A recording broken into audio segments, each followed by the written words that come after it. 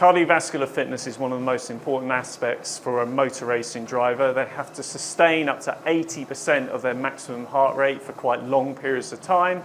Today we've got Jack Meakin on the treadmill from Motorsport UK Academy undergoing a VO2 max and lactate threshold test. We're here at the Porsche Human Performance Centre to undertake this assessment.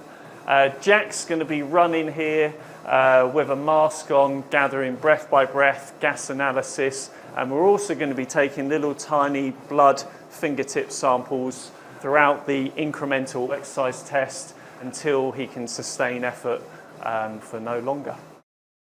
A cardiovascular fitness assessment assessing VO2 max and lactate threshold is accessible by anyone, and it gives you a lot of information in terms of knowing about your training zones, so you can train specifically to your own physiology to optimize your own performance. Some of the key metrics we look for in motorsport are a male driver having a VO2 max of 60 millilitres per kilo per minute.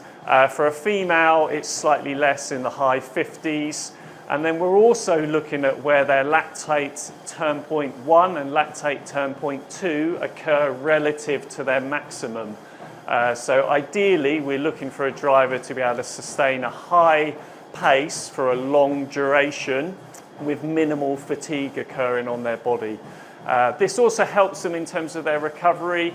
Racing drivers often have to do 24 race weekends in a year, so being aerobically fitter will enable their body to recover quicker between race weekends.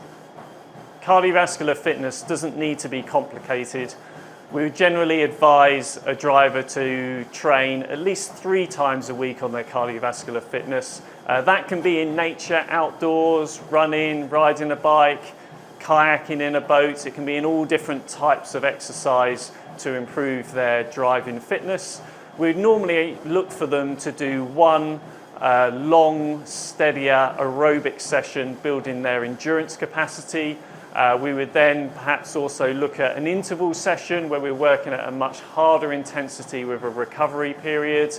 And then perhaps as a third session, looking at a high aerobic tempo run where we're looking at holding a fairly high pace consistently for a reasonable period of time.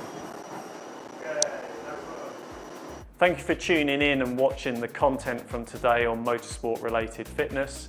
Do make sure you look on motorsportuk.tv to see more information about how you can make yourself stronger, fitter, faster for the future.